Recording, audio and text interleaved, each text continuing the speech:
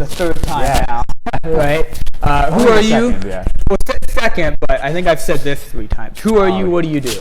Yeah, so my name is Luke Paron. As I'm sure you've gathered by now. I'm a digital media producer for TNA Wrestling, which is very exciting to say because we just rebranded from Impact to TNA. We used to be called TNA back in the day, changed to Impact, now we're back to TNA. So it's very cool to say I work for TNA because I grew up watching it. So I'm a digital producer for TNA Wrestling, and then in my free time, I do a lot of freelance media work, such as documentary filmmaking for fighters here at Calisthenics Martial Arts. I do a lot of independent photography. Prior to working at TNA, I was a photojournalist. I volunteered for Sea Shephard Conservation, and I'm currently working on some different film projects. And I also avid reader, book collector, and that's the long and short of it, I guess. So we got a lot to jump in on. First thing I want to know right away, why did the name change from TNA to Impact back to TNA? Yeah, that's a great question. So I can't speak directly to this because I'm not the one who decided to do the name change. Sure. But Impact Wrestling is at such a spot right now, and I say this speaking as just Luke Paron's my thoughts on TNA. No. But I say this, I don't represent TNA the brand, so take everything I say with a grain of salt. But we used to be called TNA, then we changed our name to Impact Wrestling, and now our company is we had kind of a period where we're shrinking in size, our venues were getting smaller, but now we're kind of on the up and up again. We used to be selling out, arenas, and then we were doing like ballrooms and stuff, and then high school gyms, and the company dwindled quite a bit. Wow. And now we're picking up steam again. Scott D'Amore has really led this company, and that's the current owner of Impact Wrestling, or TNA. Or not, I don't know if you would say owner, but director, the man in charge. Okay, sure. He's led this company into such an amazing new spot. There's a whole production rework going on, and our roster is incredible now. The show is the best it's been in like a decade. Okay. And I think now we're in a spot where so many people are hopping on board with Impact again. And now, as a final push, I think to get everyone hopping back in on board, we're changing it back to TNA because I told people this, Jim, I work for Impact Wrestling. And they go, oh, I never heard of that. And I went, I work for TNA. And they go, oh, like from back in the day, TNA Wrestling. And I'm like, yeah. So a lot of people know the TNA brand. Not a lot of people know the Impact brand. So I think the show is so good now in getting back to a point of like its former glory. Yeah. I think as a final push to get in one last wave of new viewers is to go back to that TNA brand, which so many people know and love, and say, come on back, give us another chance. We know you stopped watching 10 years ago. TNA Wrestling is back in all of its glory, and our roster reflects that, or the quality of wrestling reflects that. I think it's just, the time is right to get new eyes on it, and I think a rebrand is the ultimate move we could make for that. Wicked. TNA, total non-stop action, is that? Yeah. Is that it? Yes, it is. I just made that up. I didn't think that was true. Yeah, look at me go, eh? Now, Impact was Impact. It didn't have an acronym. So, yeah, the show, the TV show, you know how it's like WWE Raw or WWE SmackDown? Yeah. It used to be called TNA, and the weekly show was called Impact. Okay. And then everyone was saying Impact all the time. And I think someone at the company just said, let's just make the whole thing Impact. So then the whole show was named Impact. That'd be like if WWE changed name to SmackDown. Yeah. Right? So having that acronym, I think, can also explain a lot about the company. And then also it also opens the door to multiple shows. Like if we wanted to do, like, let's say now, a lot of wrestling journalists who watch this are going to take this and run with it. Impact is teasing multiple shows. No, I'm not. I'm just saying. Well, now it's TNA. So. Yeah. So like, one time I said something so innocent and like random. Oh, I made a tweet saying 2023 was going to be the best year in Impact history. Yeah. And a guy took it and made a news article. Impact producer says best year in company history is coming up. And it's like, was it? I think so. Wow. But it's like, I don't mean financially or like commercial success, bro. I just mean like you're about to see some banger wrestling matches. I'm just hyping you up. Like, so anyways, when I say, so going back, if we were just called Impact, if we want to do like a second show, like we're Thursday nights, if we wanted to do like a Sunday night show or something, right? We would call it what? Impact 2? Like, so now that we're called TNA, we have TNA Impact, then we could do like TNA Action Zone or something. Okay, or sure. Like all sorts of other things, Sure. right? So Yeah. like, I think having that acronym, so many companies have acronyms too. NJPW, AEW, GCW, WWE. Sure, yeah. TNA being back in the mix as an acronym, cool. Wicked. But I do like one word name companies. Like there's Destiny, which is pretty cool. Like Destiny's based out of Toronto. And there's Evolve, Revolution Pro, like good stuff like that. But I love a good acronym. I think that's just classic wrestling to me. All right. So now the headline's going to be wrestling producer predicts Sunday show Yeah, with the exactly. name of. Okay, I got you. Literally, that's All right, how it cool. happens, man. So what do you? Hang on. Before we jump in, what do you do? Where can we find this? You said Thursday. Is it like Rogers TV? Yeah, so internet. You gotta subscribe to Luke Paron Media. Where do I find all this stuff? So the best place to watch Impact live would be on YouTube, actually. Really? Impact Insiders. For our international audiences, it's $1 a month, and you get the show live every single week, Thursdays at 8:30 p.m. With an exclusive members-only chat bar. But then also, if you want to watch it on traditional cable in the States, it's Access TV at 8 p.m. on Thursday nights. And then in Canada, Fight Network at 8 p.m. Nice. And Fight Network, I don't think it's on basic cable. I think it's like an extended package you got to get on Rogers. But so that's why I say YouTube's the best way to watch it, because you got the members chat bar. Sometimes wrestlers pop in there and do like an impromptu Q&A. We've got moderators in there answering your questions about TNA. You can rewind, you can cast it to your TV. Yeah, it's just super sick. So youtube.com, TNA Wrestling, Impact Insiders, which I think we got to change to TNA Insiders now. So yeah. So what do? You know, media director, digital producer, everything, wear all the hats. What do you do? Yeah, so my main bulk of my work, pretty much, they shoot the show or the pay-per-view. That footage gets put in my hands, and then it's my job to make content out of it. So I manage our YouTube channel. I upload all the videos to YouTube under the guidance of a manager who is like a TNA expert, who knows the whole history of TNA top to bottom. So he'll give me a kind of a to-do list for the week, and then I'll take the videos, cutting highlights, best of moments, compilations, you know, top 10 title matches of all time, top 10 tables moments and stuff like that. And then I also curate extended playlists for our website, our subscription service, TNA Plus, which is different than Insiders. This is like our dedicated streaming service.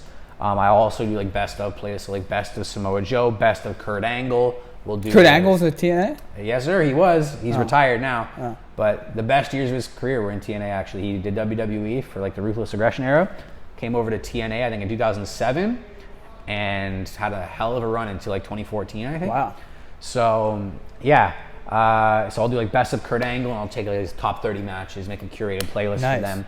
And then during our pay-per-views, I clip all the live highlights for our socials and stuff like that. So I watch a pay-per-view live, and then I clip it, and then get clip it live time. Yeah. Wow. Yeah. And then also, I just recently, I'm starting to do work with Invicta FC as well, the all-women's MMA promotion. Oh, yeah. I'm going to be taking over a lot of stuff on their YouTube channel as well. Hell yeah. So I'm very excited for that, because they're owned by Impact or TNA and Invicta are owned by the same company, Anthem Sports Entertainment. So I'll be doing a bit of that, which I'm very excited for. Awesome. Cool. So you sound like you're busy with that. I have to ask, how much are you like in love with wrestling? It's hard to say. When you do something every day, it almost becomes so normal. Yeah. Right? Like, so you don't really know until you're removed from it or stop and think about it a bit. I forget who said it, but I want to say like even Steve Harvey might have said this, but when you're finding a career, find something you would do for free anyway, and make that your career, and you'll never be sad like a day in your life. There hasn't been a single day in the 3 years I worked at TNA that I've been like, oh, I gotta work today. Really? Not once. Wild. It's kind of a miracle. Like, don't get me wrong, there's some days where I've like slept in a bit and I'm like, oh shit, I gotta get this video out. Like, and that's my own fault, but I'm never annoyed to do it. I never like, if I have to drive to Windsor for a pay-per-view, I'm excited the whole way up thinking, oh, what am I gonna make? Like, I could shoot this, I could do that. Like, every day at work, I'm excited. Like, I sit down in my office, and I work from home too, right? Like, so they send me the clips, and I just do it. So I sit down on my computer, and I watch wrestling, and I go, what can I make from this that's gonna do well on YouTube? often my manager does all that thinking for me and There you says, go. do this. And I go, okay, and I'll do it. Yeah. So I've got zero complaints. If anything, my only complaint is I wish I was more involved at more pay-per-views, holding the camera, shooting and stuff like that. And I'm trying to work my way towards that by just, building that trust, building that resume and stuff like that. And things are moving around in TNA right now. So I think now might be a good time to throw my hat in the ring and say, let me do some photography for you guys. Let me do some more of this. So that's really my only complaint is I wish I was doing more at TNA. So I love it. And I love wrestling. And I don't watch it as much as I used to watch it as much. I mean, because I watch it 9 to 5, scrubbing through footage. But I don't sit down, with a bag of chips and watch wrestling on the TV almost ever anymore. But I don't mind that. I get my fill in day to day. And plus, when I open Twitter, my whole Twitter is wrestling only because that's all my peers, all my coworkers. It's such an active part of my life. But I have so many hobbies and passions to counteract that. I come to the gym, I do MMA stuff, and then I'm reading books, I'm going camping, I'm going for a drive, I'm painting, I'm reading, I'm writing. I've got so many things going on where it doesn't make me feel like my life is wake up, watch wrestling, and that's it. So, yeah. And you mentioned a little bit about this when you talk about Windsor. Where has wrestling taken you? Physically, furthest wrestling's taken me is to Poughkeepsie, New York. But that was to photograph TNA's pay-per-view Rebellion. But it's mainly the crazy thing is the people that it's introduced me to. People I grew up watching as a kid, like Mickie James, will always be kind of surreal to think about. That's a wrestler I watched all the time as a kid, and now I'm working with her, doing social media stuff with her, taking photos of her, meeting people that I've been a fan of. Is and when I meet them and all that, on the outside, I'm super professional on this or that. But when I sit down in my car at the end of the day, I'm driving home. It hasn't lost that effect yet of damn, I just talked to this guy or that guy. And I don't think it ever. And I think it's good that I never lose that because it has to keep that sense of wonder. Yeah. Or else I don't want it to become just another day at the office, right? So even people I've worked with 10 times at TNA, every time I get back in my car, I'm like, wow, that was so sick. One of the wrestlers asked me for a ride to the airport the other day, and I was like, oh yeah, no worries, bro. Dropped him off, and I'm driving home thinking, wow, one of the best wrestlers on planet Earth, I think. I just drove him to the airport. Yeah. And this is someone I talk to all the time and I'm buddies with, but still it's just I'm very lucky to be where I am. And Mickie James is the big one, but Bubba Ray Dudley is a guy I used to watch all the time when I was a kid from the Dudley Boys. Yeah. I took a portrait of him backstage with blood all over his face. He's got thumbtacks sticking out of his head. And I look at that photo and I'm like, dude, and I took that. And here's one, bro. This is, so we talked briefly about it, about New Japan Pro Wrestling, the Japanese wrestling company. Yeah. Which is, to me, the pinnacle of wrestling. Yeah. One of the best performers they had is a guy named Jay White. And he did a match with Impact. And I was like, this is the first show I ever worked in person at Impact. I was like, hey, bro, I'm a photographer here. Can I just grab some portraits to you, on the stairs? And he was like, oh, yeah, sure, no worries. Me and him are working together on poses and how to sit. And, I'm taking these portraits of him. And I was like, great. And he's like, why don't you just email me those? And thanks very much. They look good. And I'm like, wow. This is Jay White, a guy who my favorite wrestling match ever is him versus Kota Ibushi in Japan. And I'm working with him, and just stuff like that. And I met Sasha Banks and Trinity through TNA, and that was just, I took photos of them that ended up on their Instagram, and it's these are just people who are the top of the top, and it's dude, I'm just some kid with a camera. How am I here, right? So, well, I think you're undervaluing your skills a little bit when you say just some kid with a camera, fair enough. How do they see you, right? Do they see you as a coworker? Do they see you as just somebody doing media? Do they see you as a friend? How do they, There's levels to it. Here's something kind of embarrassing. You meet so many people in wrestling that you forget some faces. I worked with a few people months prior, and then months later at an Impact show, they were like, oh, we're all going to the bar after, let's go chill. I sat down at that table with some of those wrestlers, and a few of them didn't recognize me, and the vibes were kind of off in the conversation. I was like, what's going on here, right? Yeah. And then another wrestler came over and was like, oh, Luke, I'm so happy to see you here.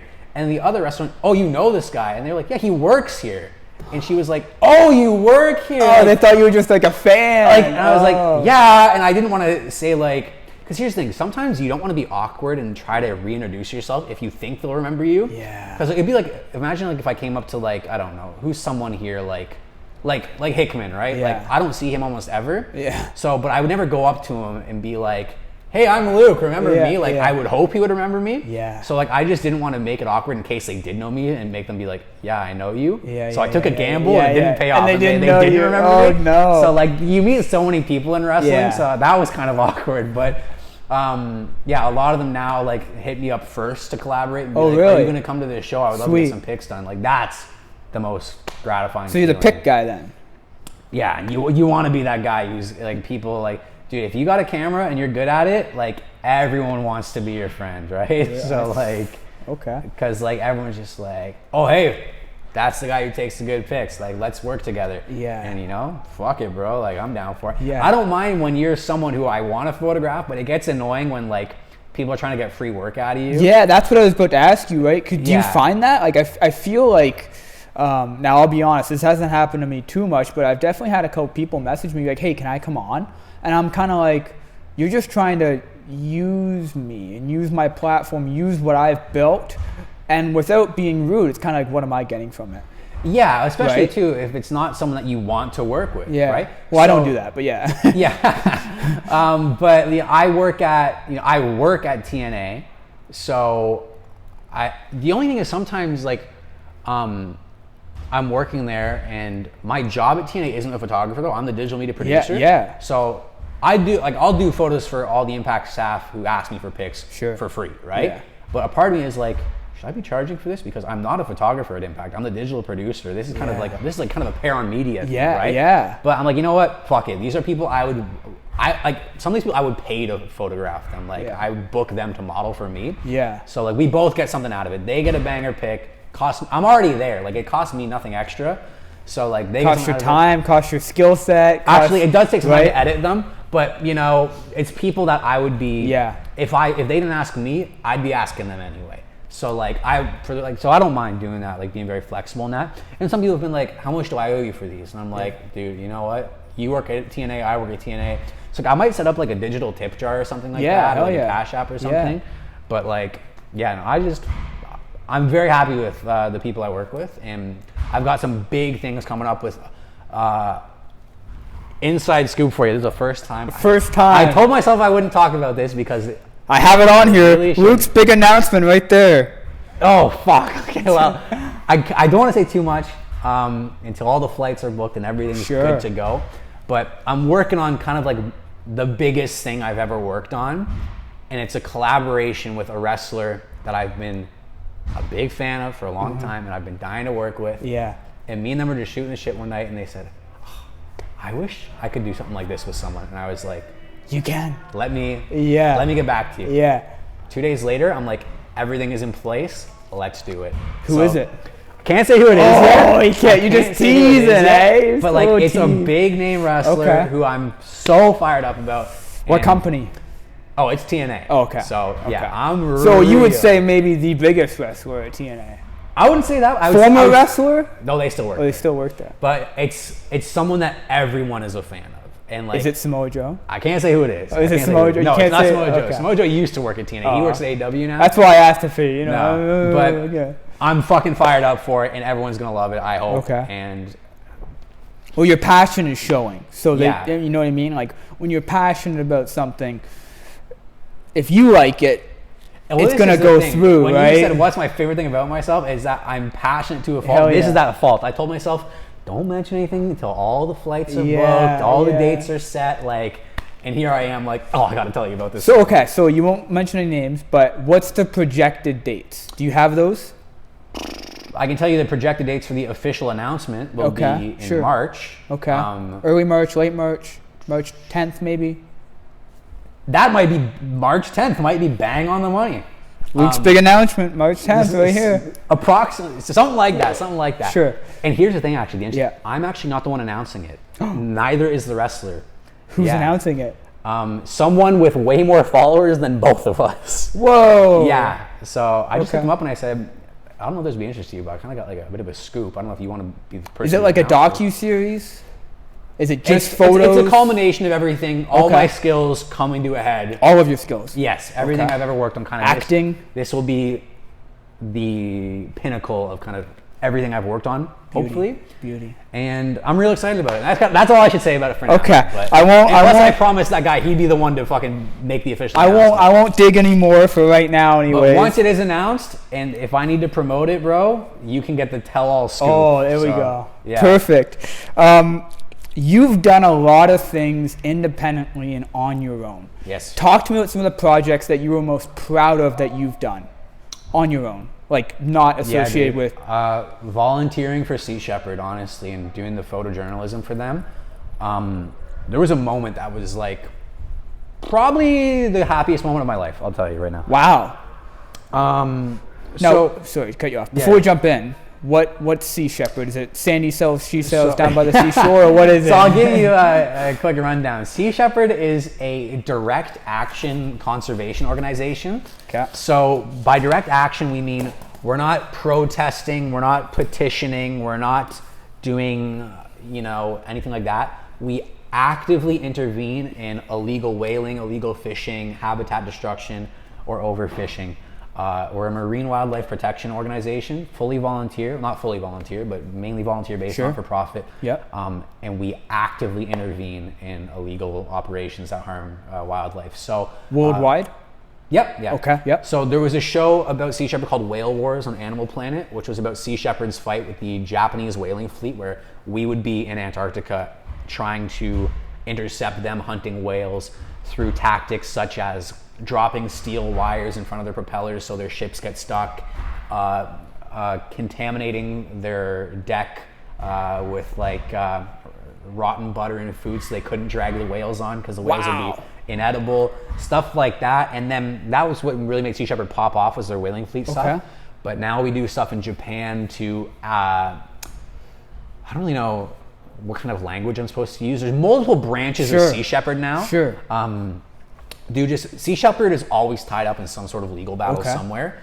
Just the nature of it, because sometimes Sea Shepherd is working with government, against government, or in kind of an onshore way. So Japan, for example, the government subsidizes and is very proud of their whaling and dolphin hunting operations. So Sea Shepherd is actively trying to stop that. So the government does not like Sea Shepherd at all. But in Africa, when we worked with Liberia, Cote d'Ivoire, and all these other places, those are governments that say we don't have the time, desire, or funds to do these campaigns, but we have the authority to. So Sea Shepherd says, we'll lend you our boat, our crew. You give us some Coast Guard members and the legal authority. So what I did with Sea Shepherd is we would board ships that were suspicious for illegal fishing or dolphin hunting or whaling or shark finning. In Africa? So I worked in Liberia and I lived on a boat for 3 months in the middle of the Atlantic. And we would board ships in the middle of the night in like total stealth. And then we would radio them and be like, we're boarding you, we're gonna do a routine inspection. Dude, and the first boarding we did was pitch black, middle of the night, giant cargo freighter. And we pull up alongside it and they drop down a rope ladder. And I'm on this little inflatable fucking like dinghy. Because we have like our home base ship, and then we drop the deployables to go to the target vessel. Pitch black in the middle of the night, going over these waves, and you have to jump to the rope ladder and then climb it while the ships are going over these waves. Dude, and if you fall, you drop into the black Atlantic in the middle of the night. You're probably dead. You are dead. 1,000%. Or even if you don't fall right into the water, you get crushed between the two boats, and like you're dead. So. First boarding I ever do, they're like, okay, Luke, we did some drills to practice first. I hope so. You stand on the edge, and then you wait till you both hit a wave at the same time, and as the wave launches you up, you grab onto the rope ladder, and then you climb up it. How are you seeing this rope ladder? You wearing night vision? Like we had a little headlamps flashlight? on. Really? Yeah. Woo, man. It felt like Navy SEALs or something. Yeah. Because the Coast Guard go on first to make sure the boat is like safe and secure for us. So like you see these Coast Guards go up and they got like AKs on their back and they're like all in camo, and then they're like, all right, Luke, go up there with your camera. And I'm like, wow. With your camera? What, you're filming it? I was doing photos. So I photographed this process, right? Whoa. So it was fucking crazy, man. Were you scared? At first. Like what if these guys have guns and they're like, no, get away? Well, the first Sea Shepherd campaign I ever did, a guy attacked us with a machete. Oh my God. Me and my friend Ben and Sarah. And I had to fucking knock the fucker out with a broomstick. This is a true story. We were sitting there. I wish I knew Muay Thai at the time. I fucking thrown some. But long story short, because I've told this story, a lot of people who've had me on podcasts want to talk about just this. Okay. We photographed this turtle poacher. He was not happy about it. We're all sitting down there a day later. We're sitting down, and he flashlight in our eye. He's yelling at us, screaming at us. We're just giving him the silent treatment, which makes him really pissed off. So he says, give me everything you got. And he's motioning to us with his machete. And we empty our pockets. Like, dude, we're on the beach looking for turtles. We have nothing. Yeah. And then he no camera? No nothing? No. He looks at my camera bag and he goes, give me that. And Ben goes, don't give him your camera bag. Yeah. The guy lost it. He dove at my friend Ben with the machete and went to slash at him. And I had a little broomstick. I was using the walking stick beside me, and I stood up and I right in his sides, and then on his back, and then we just bolted. Oh my God. And then I realized I forgot my camera bag. Had to run back, grab it. And then we ran, and then I can't say this part on the podcast, but I'll tell you after, but the guy who ran the turtle sanctuary was quite a character. And he was like a Vietnam veteran and stuff like this. So we told him that we were currently being chased. Like we ran to our the guy who ran the turtle ag hatchery. Yeah. We burst into his room in the night. We're like, hey, by the way, Francis, this guy's chasing us with a machete. And Francis kicked into action, man. But it was crazy. Oh my goodness. But so that was quite horrifying. Yeah. And I'm very proud of myself that I was able to kind of fight for myself there, because a lot of people, I think, go into flight or fight. Yeah. And you know, it's funny. I always think people watch horror movies and people go, "Oh, I would fuck that guy up." And some people are like, "No, you wouldn't." Yeah. But you know what? I proved to myself. You could be like, "Yeah, I would." I did. Hell yeah. A guy was coming at me with a machete, and I had a stick, and I won. Wow. So I'm very proud of that moment, and I wish I knew Muay Thai at the time, because I could have put my skills into effect. Wow. But well, you knew how to run, so that was good. Yeah, straight up, man. After and use a walking stick. And it's funny, that beach takes like 20 minutes to walk down. I think we ran it in the course of like 4 minutes. Wow. Because like that was like a life or death moment for all I knew. For sure. So it was just like boom, like just going, right? So that was quite surreal. So when I was in Liberia, we had the Coast Guard with us who had guns. So that was like, I could relax and unwind. I was like, oh, I don't have to worry about my own safety or anything like that. Except like 2 days after I left, pirates pulled alongside our ship. And then luckily we had the Coast Guard who just said, hey, we're the Coast Guard and we have guns. And the pirates went, all right, see you later. So we didn't have a Captain Phillips moment. Yeah. But look at me. Yeah, pretty much. So I'm your captain. We did piracy drills though on the ship, and that was scary just to think about. Like, holy shit! Like, if pirates board this, like, that would be scary. But so I felt much safer knowing we had like the Coast Guard with us. So how often do you do this for Sea Shepherd? I used to do it as often as I could, but now that I work a full-time job, I can't anymore. So I do onshore volunteering for Sea Shepherd. So I coordinate fundraisers. Okay. We'll host events, sell merchandise and stuff like that. So I've just become much more active in the Toronto chapter. I just hosted a talk the other day where I kind of did a little slideshow. We showed a documentary and I answered questions about kind of life on the ships. But the proudest, like happiest moment of my life where I felt like my skills had really led me to where I wanted to be. We were doing a boarding, and I don't even ever seen, but like some places have bioluminescent like algae in the water, like when you agitate it glows blue. We had this target vessel, and it was like 2 a.m. Someone woke me up and said we're doing a boarding, and I put my gear on and put my uniform on, and then hopped onto the boat, and we're driving towards this boarding. And the water's splashing up and the blue is glowing around us. And I have my camera and I'm surrounded by my friends, and one of them was from Australia, one's from France, one's from Liberia, and I'm looking around and just the blue glowing water is coming up around me. The moon is out. I just thought to myself in that moment, like, dude, like if I die tomorrow, like I've made it. Like this is all I need. Like that was the happiest moment of my life, I think. Wow. So why don't you chase that feeling more often? It's a good question. I think,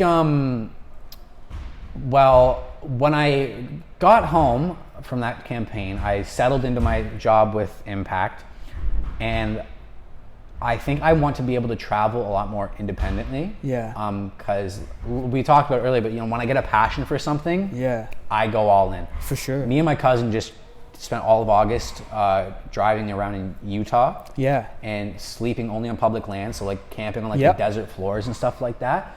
When I'm on that Sea Shepherd boat for 3 months, actually, I guess my dream is to just be unemployed and be a hobo traveling the world pretty much. But I think I've got such a sweet deal at Impact now, and they just launched a new program that will allow me to edit from any computer in the world, Yeah. not my home office supercomputer I have to have. Nice. Because I'm exporting and Yep. so much footage a day, right? Yep. So I have like a top-of-the-line computer. Now we have a system where we can remotely tap into the office computers from anywhere. Beauty. So if I want to go visit my friends in New York for a weekend, it's no problem. I just got to be able to do my work at the same time. That's nice. So I don't want to give it up just yet. So I'm going to work. And plus, one of my lifelong dreams is to make a film. Now that I work at Impact, I have full-time income. I can kind of save some money aside for that and save up that money. So being at Sea Shepherd was awesome, and that feeling was perfect.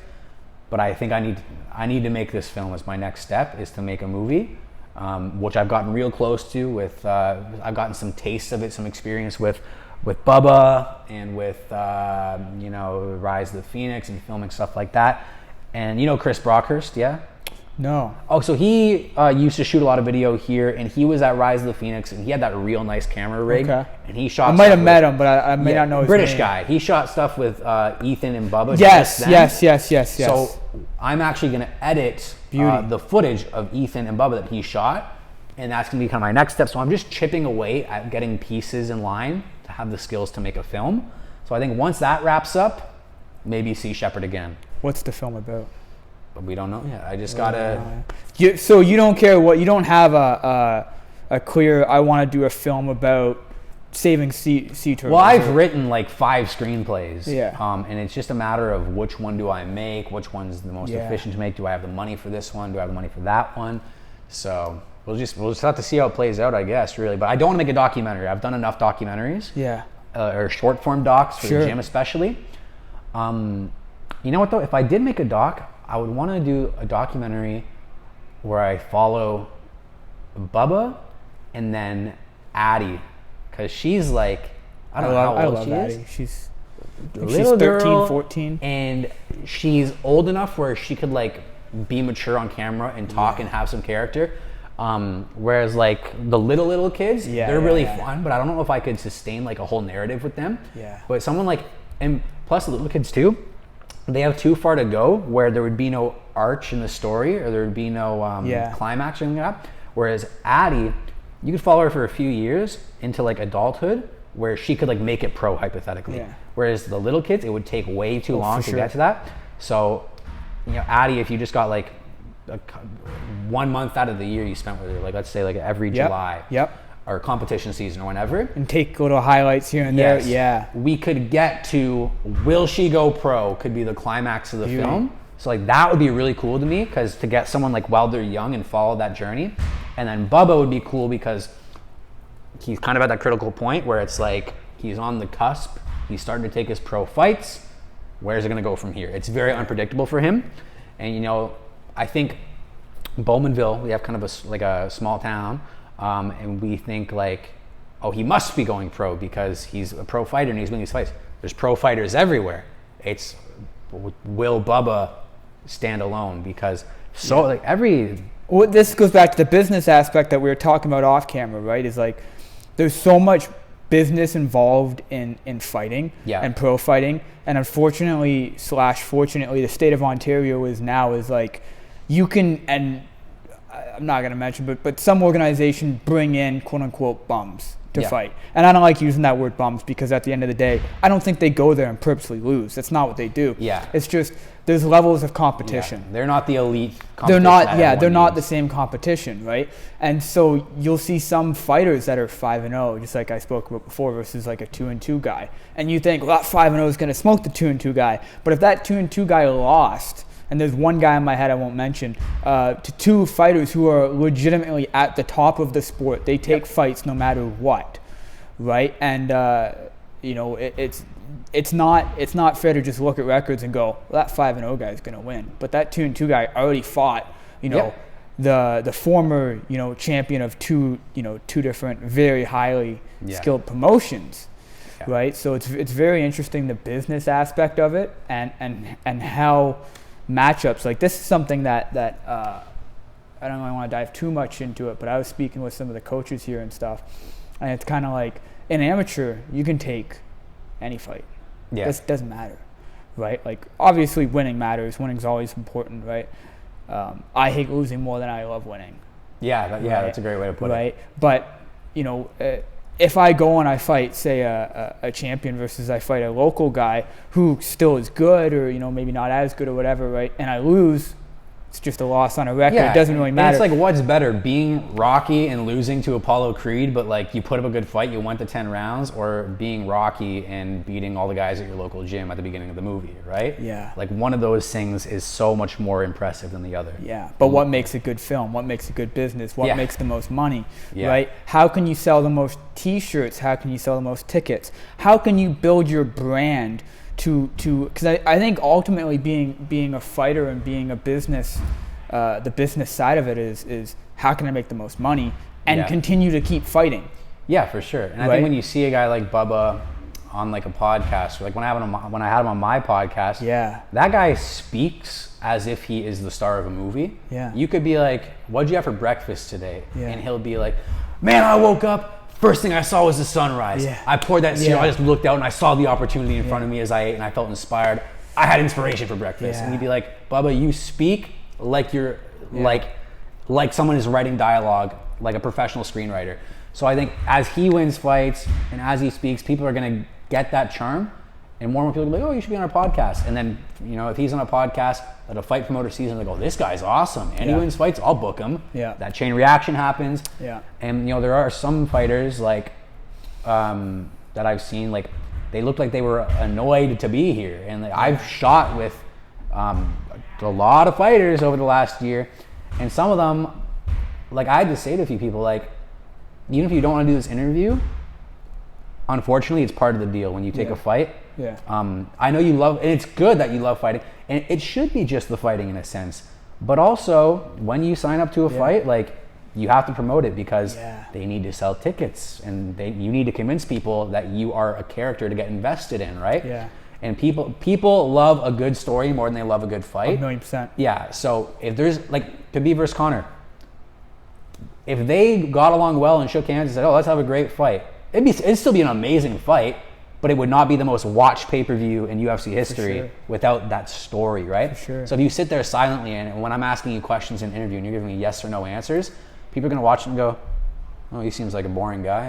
I'll probably watch his fight as I'm checking my phone," right? Yeah. But if you're watching a character that you love, you're going to be glued to that screen. 1,000,000%. So. And I mean, part of kind of something we're going to jump into later on with the YouTube here is that, how to be a good interviewer, how to be a good person who directs questions. I think I've seen your stuff that you do, and you do it very well. There's certain ways that you can draw answers out of people and make them seem interesting. Now, you're easy. You already bring the excitement. I don't need to draw stuff out of you, right? But I will be honest. There are some people that I have on here, and I'm like, I gotta be at my best. So you are at your best. Yeah, you have to kind of lead them to a spot that makes them bring something out. Yeah, I don't need to do that with you. You're easy, and I think part of it is the background of you being that, that interviewer, that back end of it where it goes, how do you think the fight's gonna win? Or how do you think the fight's gonna go? That can be a very boring answer if you have somebody who's, well, I'm gonna go in there and I'm gonna win, and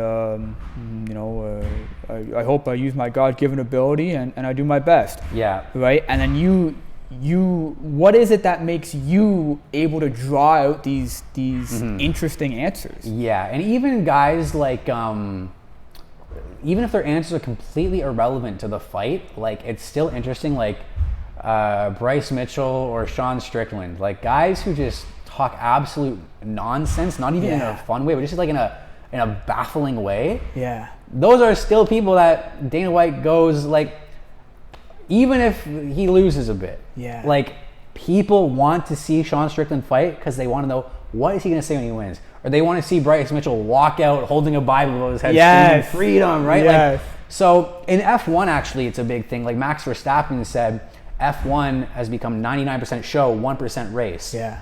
Definitely for the worse, and especially if you're a fighter, you don't want to feel like you have to perform. Like, I'll give you a good example.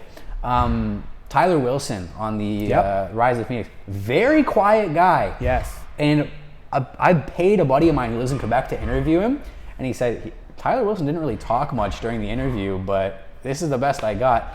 And I paid for that interview to be done too. And I was like, oh, all right, this is the footage I got to work with. Yeah. But then Tyler Wilson gets in the ring, gets knockout of the night. Yeah.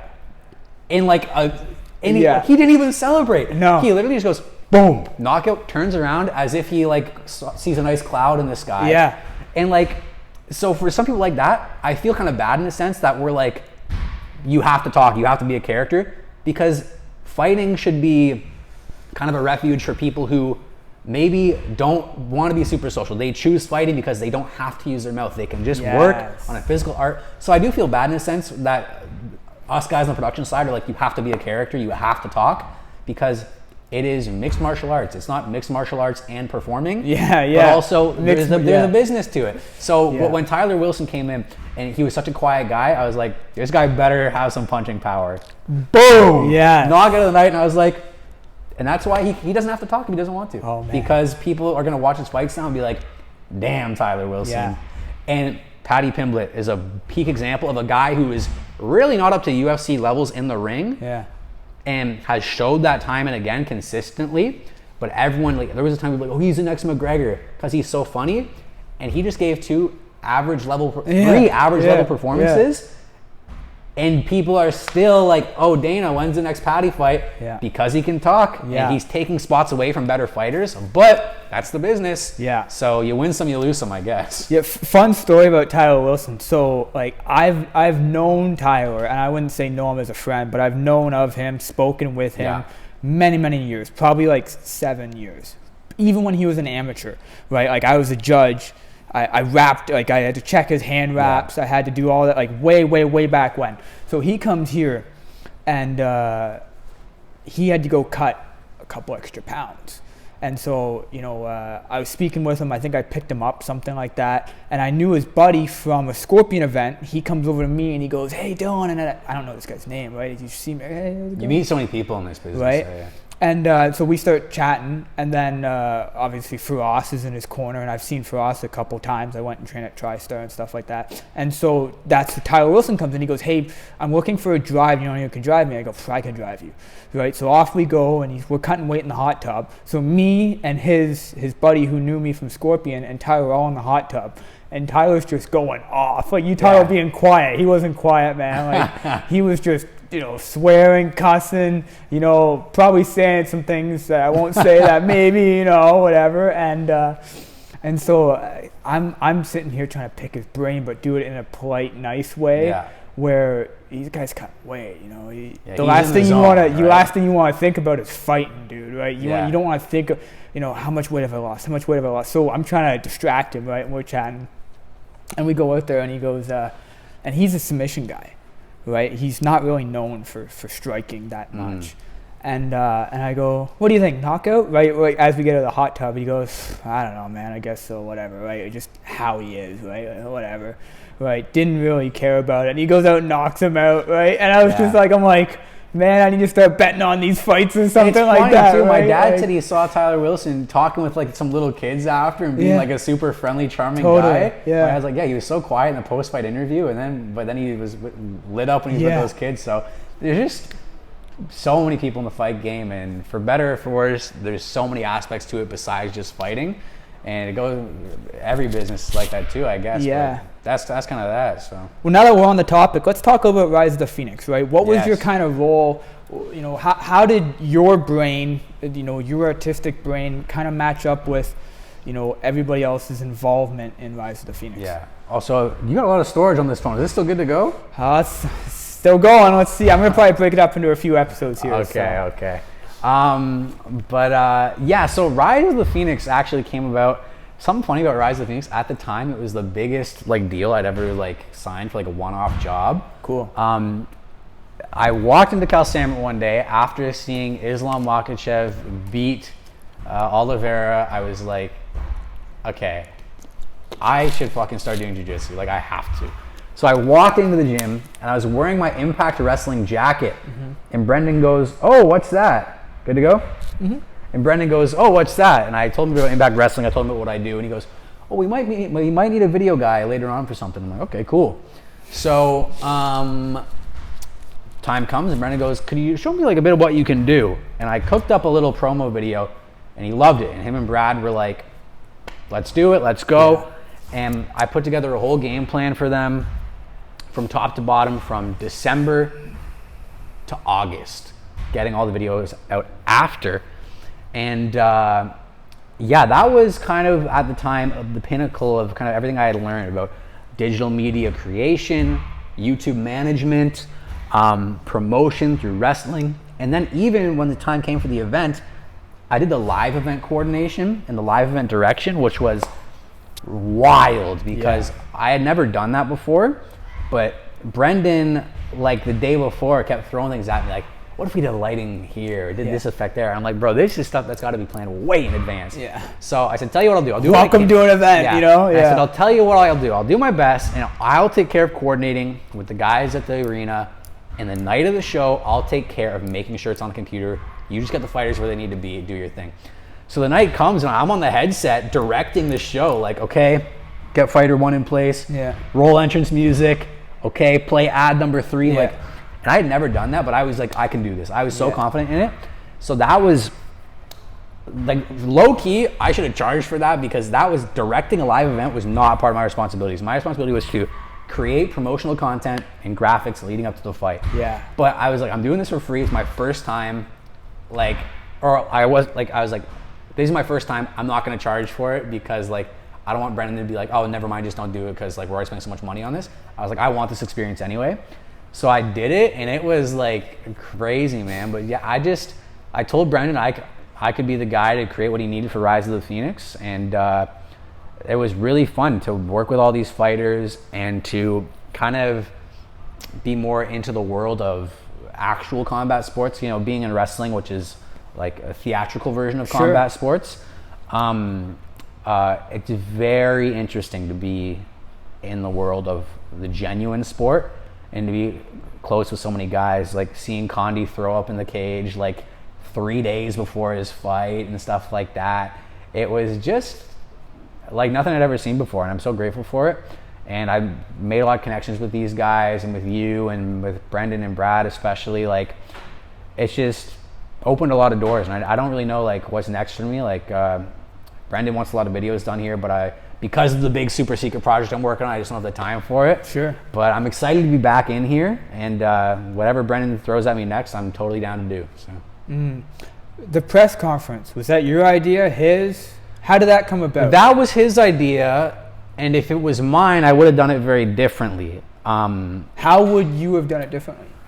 It should have been promoted more on the live stream. And it should have been coordinated with the Tribute Community Center because it was almost like a staged press conference. It felt like the people that were at the conference were people that were from Cal Samurai or already knew a lot about the fighters and already like that. I feel like if I was in charge of that, I would have called a lot of, I don't know what Brendan actually did for it, but I would have got a lot of local podcasters, some big name like my friend Johnny has a huge podcast. I would have had him out, and I would have paid him to come out, and it should have been filmed. All those microphones, I would have had mic'd up into like a recorder, shot it from multicam. Now, also, Brendan had a budget. He couldn't pay me to do a million things. Yeah. But that should have been used as a ticket selling commercial. Because imagine you're scrolling through Facebook and you see a live press conference. I agree. Yep. Like, if we did a live video press conference, people would be like, whoa, this looks like the UFC. Like, and all these fighters talking. Like, that would make me look in the comments, like, what the hell is this, right? But we only did pictures and stuff. So, like, I thought there was video, no? There was, but I think it was just a single video from someone's phone. So, and there was a crew there filming like a highlight of the press conference, but that was used almost like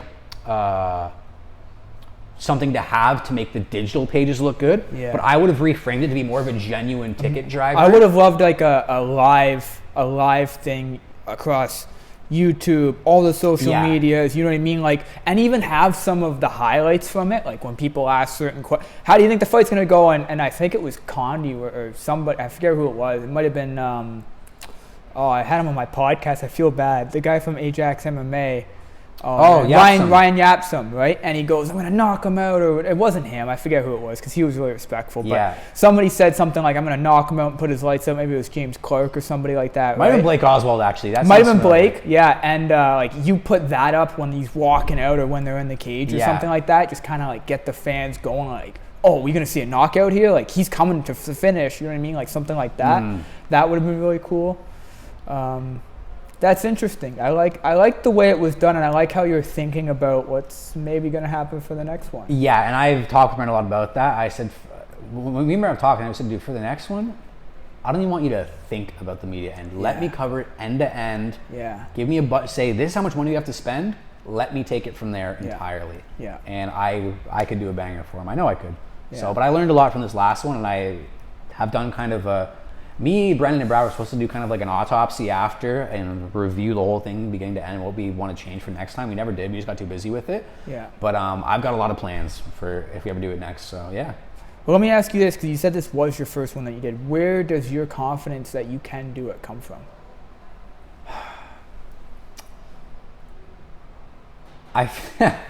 Honestly, sometimes I don't know if I can do it. Yeah. But I say, well, if I told them I can do it, I have to do it. I have to, yeah. It's kind of that I have to do it mindset. And it has backfired a bit. For example, when I shot your event, yes, I was like, oh, I can get this footage to you in like a week. Then my day job, we said, hey, everyone, we're rebranding to TNA. And for that, we're gonna triple our content output. And I was like, oh, hey. I should have told Dylan, yeah, I'll get this to you as I can. I shouldn't have been like, here's a hard deadline, and then failed to meet that deadline, because I felt pretty bad about it too. Yeah. So in the end, we got the footage out on a weekly cadence, and it was good to go in the end. It all worked out. Yeah, I was pretty understanding with stuff like that. The only thing I wanted from that is I didn't want to tell people who was waiting for the footage, and I'll be honest, like the raw footage, I haven't even put out yet because I'm moving and stuff like that, but like the actual videos and stuff, like I know there was 2 people, I'm sure one person already probably approached you, you know, and he's like, when's it coming, like, dude, you gotta wait, you know what I mean? Like, I understand this is about you, right? But things, we all have lives, we all have different things we're going on, right? I'm not paying Luke $50,000 to get this to me next day with highlights, full videos, you know what I mean? Like awards, like I'm like, you gotta pump the brakes. I'll get it to you when I can, right? I'm doing my best. We're all doing our best, right? And then you can do whatever you want with it, right? Sure. Like you don't even have to mention me, and that's what I said, right? Like, like once it's yours, I'd appreciate it, but it's yours, right? Yeah, and that you're very understanding in that way, and I think so. I have to just make sure, like, I'm very confident that I can deliver results, but just my timeline of when I can shifts a bit. But with something like Rise of the Phoenix, that was a live event, so it's like that had to be immediate. Like for Rise of the Phoenix, the week of, I was going to bed at 4 a.m. every night and waking up at 10 a.m. every day, right? Because I had to manually translate, and I wish AI was at a point where it is now back then, where I could just plug it into AI and say, translate this. So 'cause I had to play it on my phone, Google Translate, text to speech into Google Translate, then write that back into the software for every interview that I did, which was so time consuming. And then I'd be like, okay, I'm going to bed. And then Brendan would be like, great. By the way, Terry Ismail is going to be here at 9 a.m. tomorrow for an interview. And I'm like, okay, it's in 3 hours. Let me get some sleep, right? Yeah. So that had to be, but a friend of mine, now I really can't say any names here. One of the largest music festivals in the world was interviewing his company to be the official videographers. And they said, do you know how to operate a cable cam and set one up, and do you own one? And the cable cam is like when they set up a wire across the venue and they send a cable down it. And he went, oh, of course. We're not some amateur company. Like, we're pro. Of course we have this. Literally went home that day, bought a cable cam for $1,000, Googled how to use cable cam. Yeah. But he told them, oh yeah, of course I can do it. Yeah. They never knew, and the footage looked great.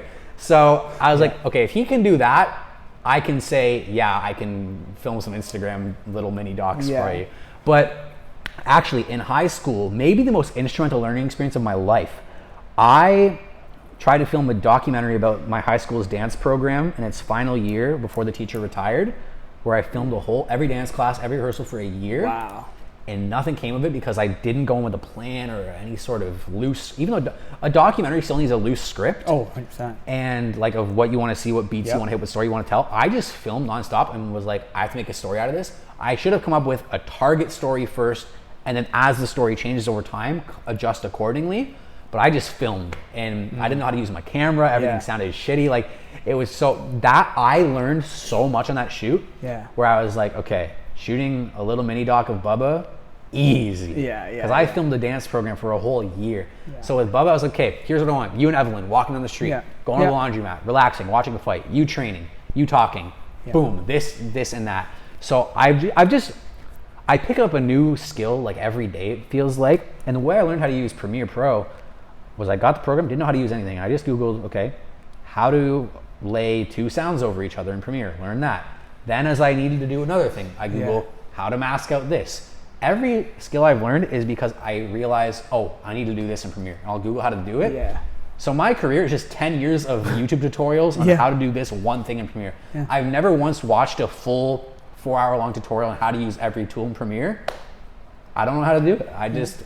And when I applied for my job at Impact, they're like, do you know how to use the full Adobe Creative Suite? And I was like, yes. But in my head, I'm like, well, no, but anything I need to learn, I'll just Google how to do that. Yeah. And that's what I do. Yeah. So like even new things, like just the other day, I Googled how to automatically create captions that change or that pop into frame every time. Yep. Learned that yesterday. Like literally just last night I learned that. So like every week I'm learning new things. So I'm very confident in that I can just learn to do things. Now, I didn't even touch on the YouTube. I didn't touch on any of that stuff. We are running tight on time. We've already been doing this for over 2 hours, dude, man. Like, it's been a while. So we'll have to do an episode 2. Trying to think. The last thing I wanted to ask you for this episode anyways was kind of about my event, right? First off, how do you think it ran? And I want honesty here. And on your side of it, right, what did you learn kind of moving forward? Yeah. Okay. If I was running your event, what I would do you want what I would do myself or just my thoughts on your event as a whole? Let's go with your thoughts. Okay. Yeah. I think the layout of the event was coordinated in a way that made it seem longer than it should have, because it was a long event. It was a very long event. Yeah. But there's a way where you can make it shorter. And what comes to mind for me is a dinner theater setup. So in Coburg, they do dinner theater at the Best Western. Serve the dinner right at the top. Say, come on down, we're hosting a dinner and awards night. Sure. Advertise it for the dinner. Yeah. Everyone's got their talk of the town. Then the show starts and you're gnawing away as the show goes on. Because then you get to watch Chris Hickman and his band play as you're so there's no, you're not waiting while that catering gets brought in. You're not thinking, I'm hungry, right? Yeah. And then, so things roll out sort of all at once, the awards and all that. But other than that, I would just make it more, I just felt it had too much room to breathe. And I would just try to make it more like streamlined in a sense while still showcasing all the performers. And I think the way to do that would just be, I don't know, I think having that dinner first, so there's no waiting around. I like that idea. I like that idea. There's certain things that couldn't happen. as always. And also, I do know from the third party perspective, I can just go, why didn't you just do this, this, and this? But on your perspective, well, this person's timeline didn't align, or the catering couldn't do this till then, and I had to rely on this person to be here this, and their availability was for this, right? So like I totally get how you should have seen the layout I had a week versus the week of. Dude, I know exactly what you mean. Like you said, it was people literally day of was like, hey dude, can I do this? And I'm like, we'll figure it out, man. You know what I mean? Yeah, like it's one of those things where I'm like, for sure. Sure, you know what I mean? So and then on my end, because I just kind of gave you the reins. I was just like, hey man, you do your thing, yes. and I would want to be. I should have been there earlier to test the lighting, and halfway through the event, the lighting changed. Yes. So it changed for Hickman's. Yes. So he specifically asked me, literally like before he got up and played, maybe 5 minutes. He's like, "Can we shut the lights off?" And I'm like, yeah. So I mean, if that's a selling point for you and that really gets you going, then I guess we can shut the lights off. You know what I mean? Like, so my handheld camera I can adjust on the fly, but my hard cam was adjusted and exposed for the lighting that when the event started. So something that killed me in the editing process too that I forgot to mention, which part of why it took so long. Every time I switched back to the hard cam, or the hard cam was like the camera that was staying still. I had to manually change the shadow level, the brightness level, because so when I'm cutting back and forth, I do it for like 80 little mini cuts. I had to change the lighting on every one because it was set for the lighting for the first half of the show.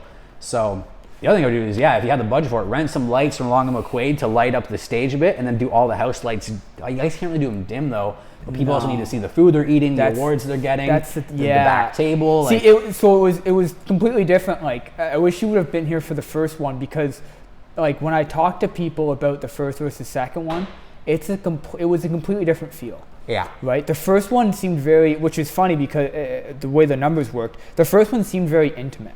Right. It seemed like everybody there was a group. You were friends with everybody. You know, it was almost like a free reign to, I would go up here and talk to that, not me, but like, a person would go up here and talk to that table and it'd be cool.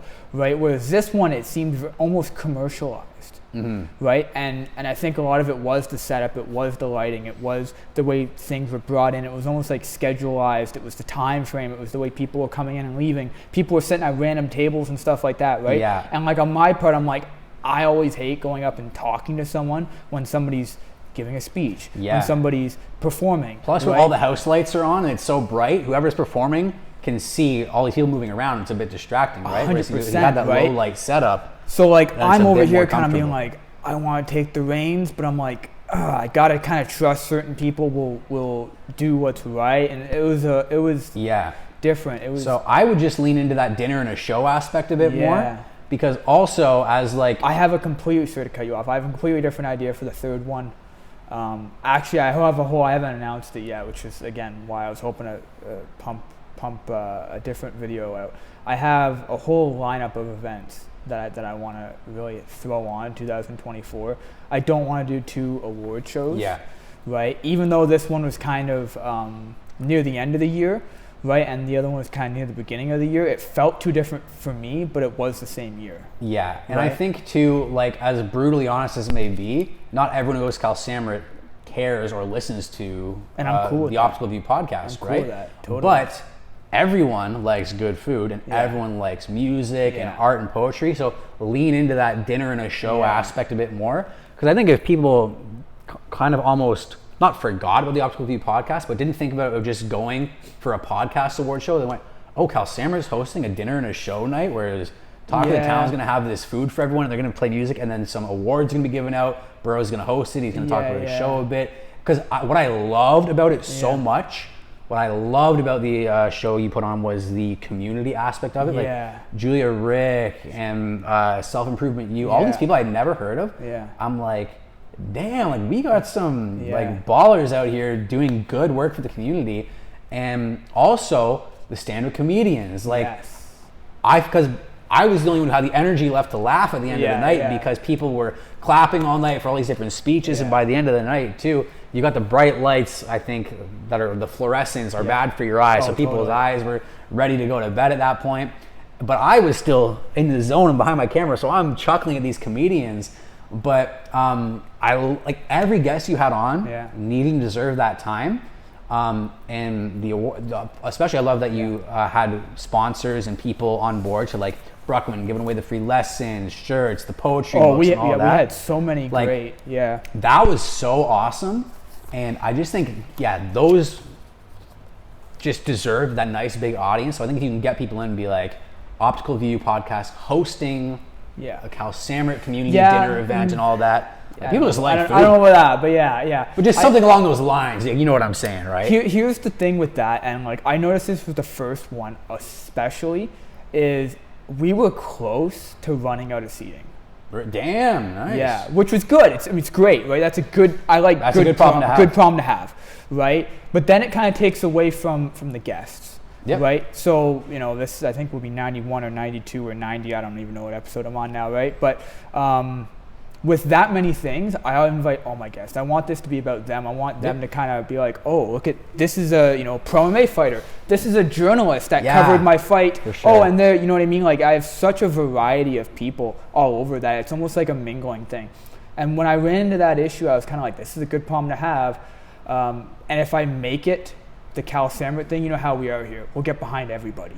Right? Yeah. It'll no longer be like, sorry, Julia, Rick, you can't come, you can't, sorry, Scott Dixon, there's no chairs for you, right? And then I come into if I block those seats off, right, and then they don't show up, right, that was another issue I had with the first one, where it was like I blocked certain seats off and then they just didn't show up, and I'm like, and then so or people paid for tickets, didn't show up, and I'm like, guys, that's great, I appreciate you supporting me, but like now I can't sell that ticket. Right, for someone who wants to be here and see it all, Right. Yeah, and I don't necessarily mean like a Cal Samrit thing, but whoever you're trying to pack the house with, that Talk of the Town food was so fucking good. Yeah, I didn't have any of it, but it looked mouth-watering. The closest I've ever been to breaking my vegan diet in like 7 years. So that food was so good. So if you want to pack it with Optical View guests, their family and their friends, just I think the marketing can be a bit more like...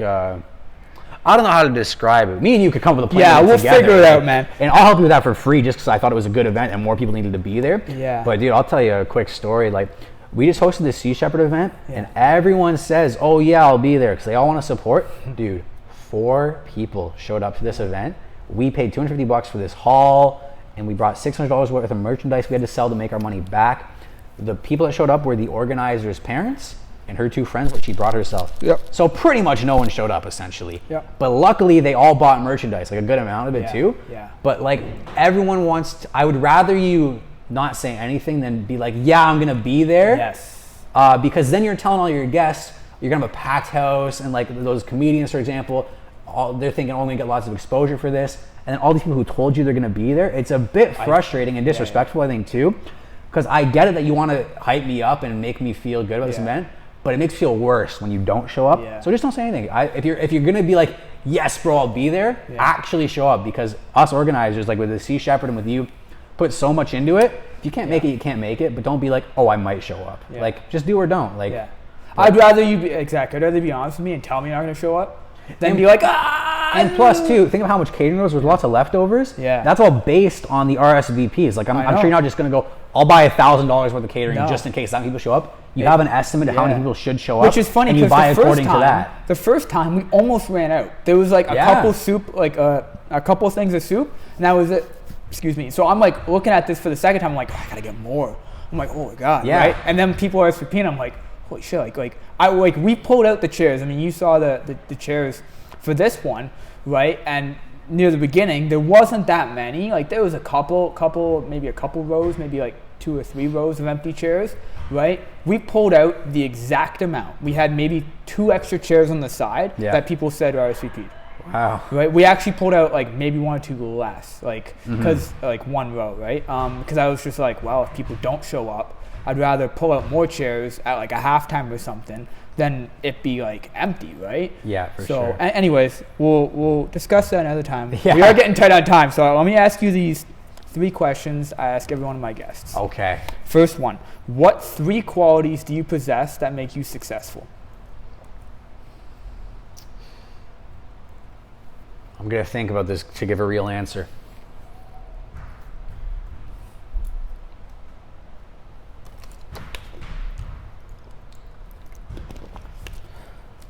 Okay. The first one Yeah. is very simple, straightforward. The genuine honed skill of my life experience. Okay. A lot of people are photographers. A lot of people buy cameras. But I think because I've pushed myself to photograph in every possible environment, from a beach in Nicaragua to photographing with only moonlight available in the pitch black, to photographing in a studio, to an arena, to ringside, to backstage. I have such a let's say every photographer is a soup made up of life experience and skills, right? There are so many ingredients in my soup. Yes. That the flavor that comes out is a uniquely Luke Paron flavor, and that I feel like only I could get the photos I get. And that's why I hired my buddy Jeff to shoot Rise of the Phoenix, because I was like, I need to photograph, I need to run the show. Yeah. Jeff is the best wrestling photographer in Ontario, maybe Canada. So I was like, only you have the Jeff Cole shooting the Indies eye.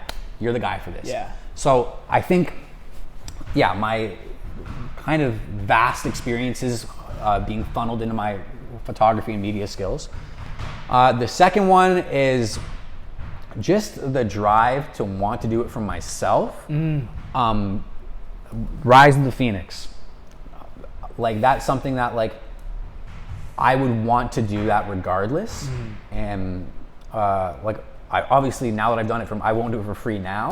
But in the back of my mind, if Brendan was like, oh, we ran out of money and we can't pay you, I might have been like, you know what, this is such a cool event, like, I will do this anyway. Yeah. Because, like, if now he's probably gonna watch this, so you better be careful what you say. Oh, buddy, I told you, I'm not doing it for free now. Yeah. But like, that's something that, like, it just, when I came into Cal Summer and I had my camera, like, I wanted to photograph some of these guys anyway.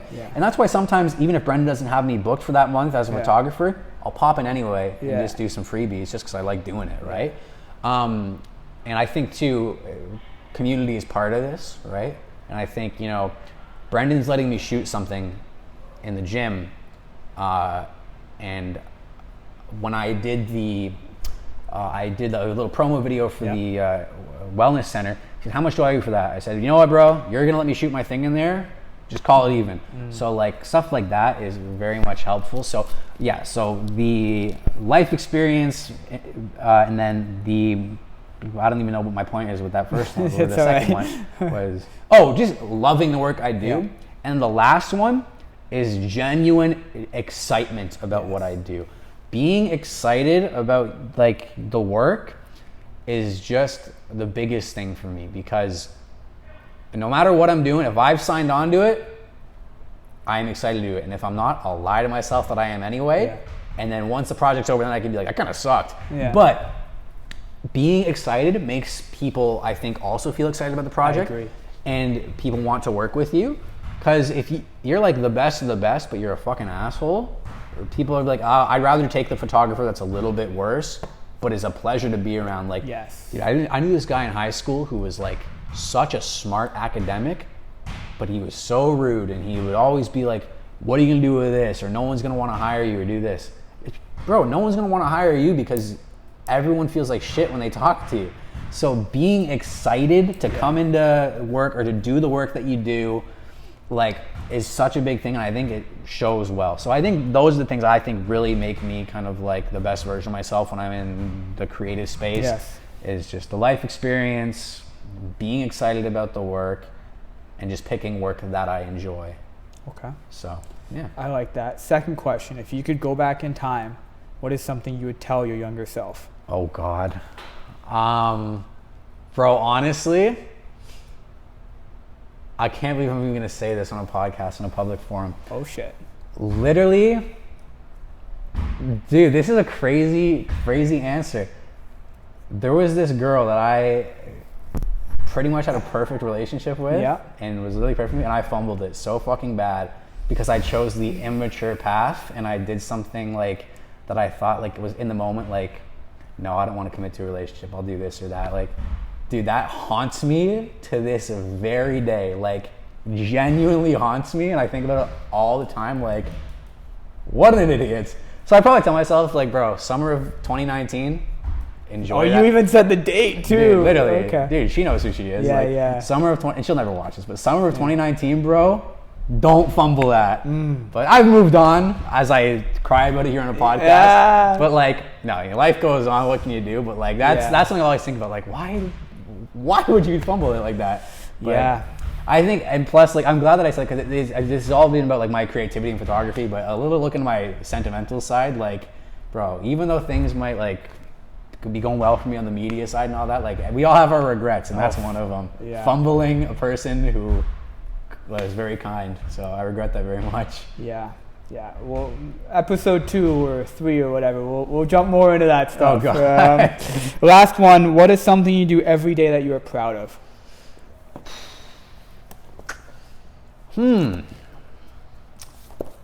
That's a good question, actually, because there's lots of little things.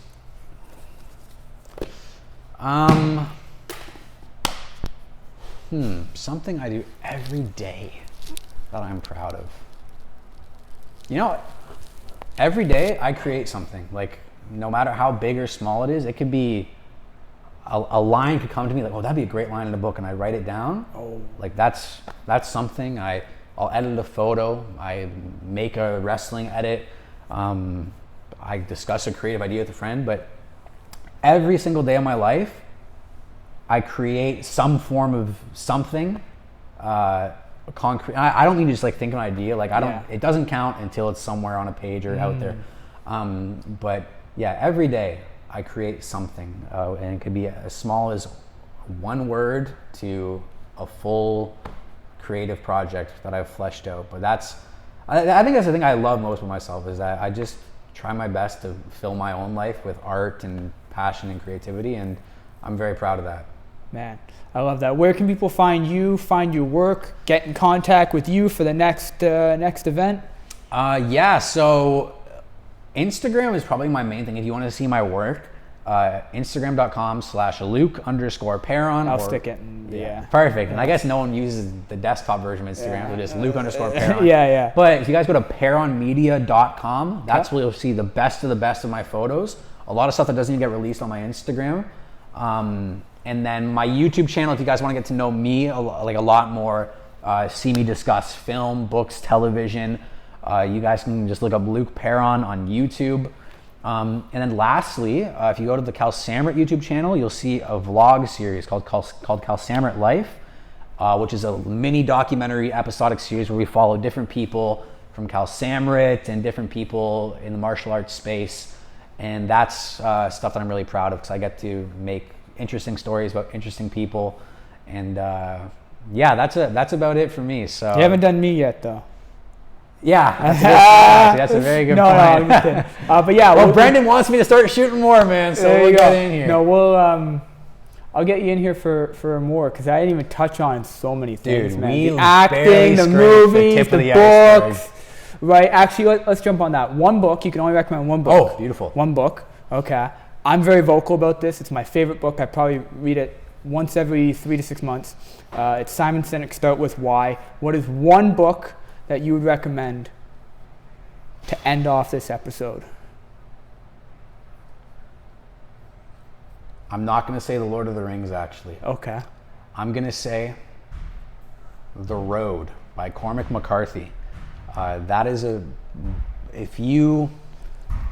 pretty much, it works. It's such an emotional story. It's about a father and a son wandering through a wasteland, just looking for pretty much any sign of a reason to live. Okay. And it's such a beautiful story, and if it works in ways that if you have any relationship with your parents, or no matter what your relationship with, like even if you don't have a relationship with your parents, no matter what your setup is, it will touch you in ways about the dynamic of a parent and child in ways you've never even thought about. And it just, that's what I like about it, is normally I would say Lord of the Rings, but you know what, some people just don't want to get on board with fantasy. I wouldn't do it. And I could talk you into it, I guarantee you I could, but because I can sell Lord of the Rings like unbelievably. A different time maybe. Yeah, for sure.